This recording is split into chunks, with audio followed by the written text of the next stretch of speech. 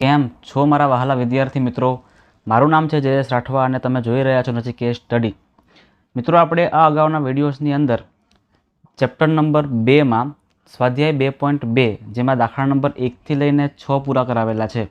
જો તમે હજુ સુધી એ બધા વિડીયોઝ ન જોયા હોય ને તો ખાસ જોઈ લેજો, કારણ કે મિત્રો તમારી એક્ઝામમાં તમને એ બધા જ વિડીયોઝ અને દાખલા તમને ખૂબ જ હેલ્પફુલ થઈ રહેશે. ચાલો આપણે શરૂઆત કરીએ દાખલા નંબર 7. આપણે મિત્રો સ્વાધ્યાય 2.2માં દાખલા ખાલી 2 જ બાકી છે, દાખલા નંબર 7 અને દાખલા નંબર 8. ક્લિયર છે? તો આપણે આ વિડીયોમાં બંને દાખલા પૂરા કરી દેવાના છે અને નેક્સ્ટ વિડીયોમાં સ્વાધ્યાય 2ની શરૂઆત પણ કરવાની છે. ચાલો શરૂઆત કરીએ. આપણે રકમ સૌથી પહેલાં વાંચીએ. જો આલ્ફા અને બીટા એ બહુપદી પી ઓફ એક્સ કઈ આપણને આપેલી છે, તો કે ભાઈ 6x² - 17x + 12 ના શૂન્યો ઓલરેડી આલ્ફા અને બીટા છે. પણ આપણે એ બહુપદી મેળવવાની છે કે જેના શૂન્યો 1/, આલ્ફા અને 1/, બીટા હોય. એટલે શું કરીએ ખબર છે મિત્રો? જ્યારે આપણને આવી રીતના વ્યસ્ત સંખ્યામાં આપણને શૂન્ય આપેલા હોય ને, તો સૌથી પહેલાં આપણે આ જે શૂન્ય છે, જે નોર્મલ શૂન્ય છે, એ નોર્મલ શૂન્યને શું કરીએ? આપણે વ્યસ્ત કરવું પડશે. એટલે શૂન્યોના વ્યસ્તનો સરવાળો અને ત્યાર પછી શૂન્યના વ્યસ્તનો ગુણાકાર કરીએ એટલે એ જે સંખ્યા આપણને મળશે ને એના પરથી જે બહુપદી બનશે એ આપણી માંગેલી બહુપદી છે. ક્લિયર છે? ચાલો કરીએ આપણે, એટલે તમને બધું જ ક્લિયર થઈ જશે ધીરે ધીરે. સૌથી પહેલાં તો આપણને 1/, આલ્ફા અને 1/, બીટા શૂન્યનો સરવાળો કરીએ. સૌથી પહેલાં લખીએ આપણે કે 1/, આલ્ફા પ્લસ 1/, બીટાની કિંમત શું મળશે? તો ચલો હવે સોલ્વ કરીએ પહેલાં આને આપણે. તો જો અહીંયા બીટા ગુણ્યા 1 કરો તો કેટલા આવશે? તો કે બીટા ગુણ્યા 1 કરો એટલે બીટા જ આવે અને આલ્ફા ગુણ્યા 1 કરો એટલે આલ્ફા જ આવે. આ શું કર્યું? તો કે આ કર્યું મેં ક્રોસ ગુણાકાર અને આલ્ફા ગુણ્યા બીટાનો આપણે ગુણાકાર કરી લીધો. હવે તમે જુઓ મિત્રો કે આનો શું બનશે? તો સિમ્પલ છે કે શૂન્યનો સરવાળો એટલે -b/a કહેવાય અને ત્યાર પછી શૂન્યનો ગુણાકાર એટલે c/a કહેવાય. હવે આમાં શું શું કટ થાય છે?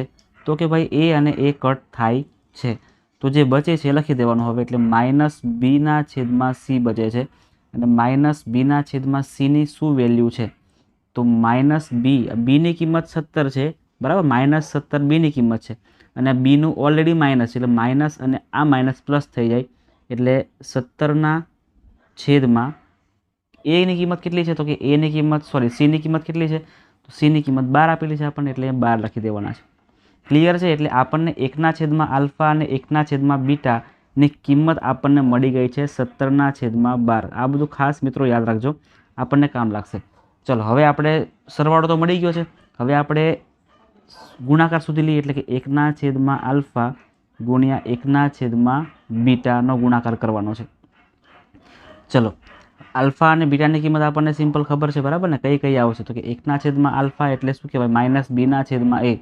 તો -b નીચે આવશે ને ઉપર a આવશે, પછી માઇનસ આ જે છે બંને.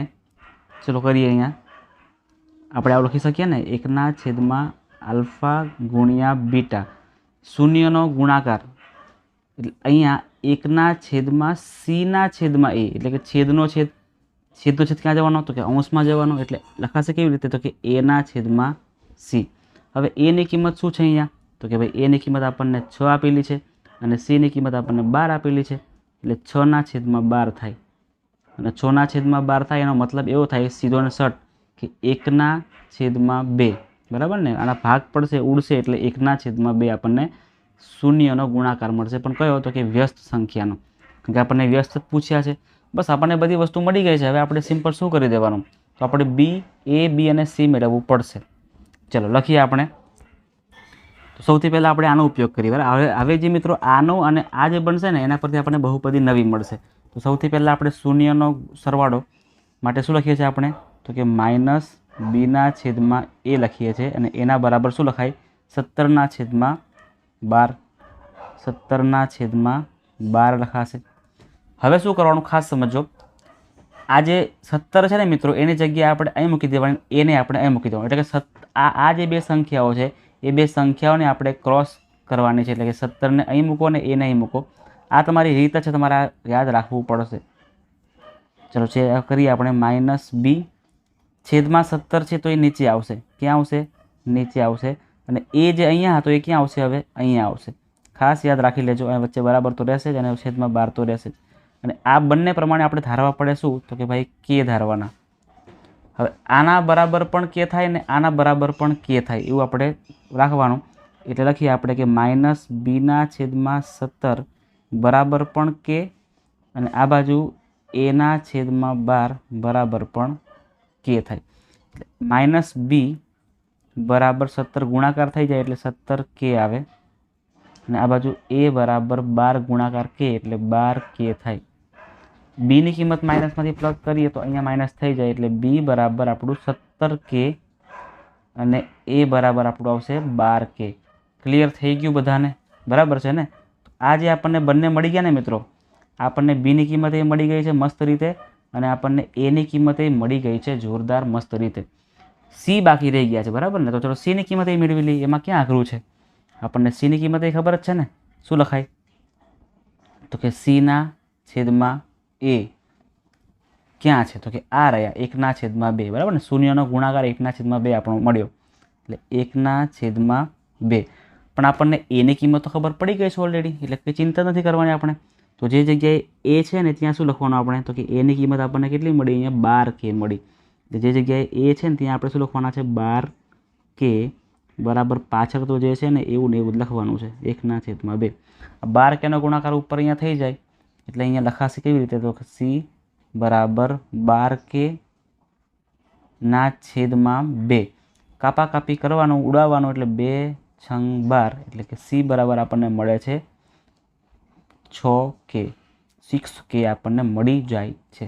આને બોક્સમાં પેક કરી દઈએ, કાં તો આપણે આને હાઇલાઇટ કરી દઈએ, બરાબર છે?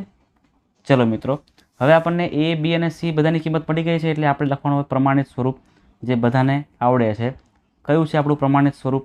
તો કે ax² + bx + c બરાબર 0 કરો તો પણ ચાલે, ના કરો ને તોય કંઈ ચિંતા છે નહીં, બરાબર છે? ચલો હવે શું કરવાનું આપણે? તો કે ભાઈ જે જગ્યાએ a છે ત્યાં a ની કિંમત મૂકવાની, b છે ત્યાં b ની, અને c છે ત્યાં c ની કિંમત મૂકવાની. a ની કિંમત કેટલી મળી હતી? તો કે 12 કે. b ની કિંમત 17 કે, અને અરે માઇનસ આવશે અહીંયા, બરાબર ને? -b નું આપણે પ્લસ કર્યું એટલે અહીંયા -17 કે, અને c ની કિંમત આપણને મળી 6 કે. તો લખી દઈએ આપણે. સૌથી પહેલાં આપણને મળી a ની કિંમત એટલે 12 કે, b ની કિંમત આપણને મળી -17 કે, અને c ની કિંમત આપણને કેટલી મળી મિત્રો? 6 કે મળી. અને આ ઉપરથી x² તો લખવાના જ છે પાછા, એને ભૂલવાના તો છે જ નહીં, બરાબર છે? એને તો ભૂલવાના તો છે જ નહીં. x², અહીંયા x, અહીંયા પ્લસ બરાબર 0. અહીં પણ કે છે, અહીં પણ કે છે, અને અહીં પણ કે છે. બધી જગ્યાએ કે છે એટલે કેને આપણે બહાર કાઢી દઈએ મસ્ત રીતે કોમન. તો અંદર વચ્ચે 12x², અહીં -17x વધશે, અને અહીંયા 6 વધશે. પાછળ 0 તો છે જ. આ કે 0ના છેદમાં આવી જાય એટલે આવું લખાશે 12x² -17x + 6 બરાબર 0ના છેદમાં કે. અને 0ના છેદમાં કોઈ પણ સંખ્યા આવે એટલે ડાયરેક્ટ શું થઈ જાય? 0 જ થઈ જાય. એટલે 17x અને 6 બરાબર 0. તો મિત્રો આ જે આપણને મળી ગઈ છે ને, આ જે આપણને મળી ગઈ છે બહુપદી, 1 મિનિટ, આ બ્લેક કલરથી કેમ થઈ ગયું? ચેન્જ કરવું પડશે. ચાલો, આ જે આપણને મળી ગયું છે, આપણને બહુપદી મળી ગઈ છે, એ વ્યસ્ત સંખ્યાની એટલે કે 1/α અને 1/β શૂન્ય હોય ને તો આપણને બહુપદી આ ટાઈપને મળશે. ક્લિયર છે? ચાલો નેક્સ્ટ દાખલો અને છેલ્લો દાખલો રકમ વાંચીએ. p of x બરાબર ax² + bx + c. એનો સીધો મતલબ એવો થાય કે ભાઈ આપણને a, b અને c શું આપેલું? તો કે ભાઈ a ની કિંમત આપણને a જ આપેલી છે, b ની કિંમત આપણને b જ આપેલી છે, અને c ની કિંમત આપણને c જ આપેલી છે, બરાબર ને? જો લખેલું છે કે a, b અને c એ વાસ્તવિક સંખ્યા છે.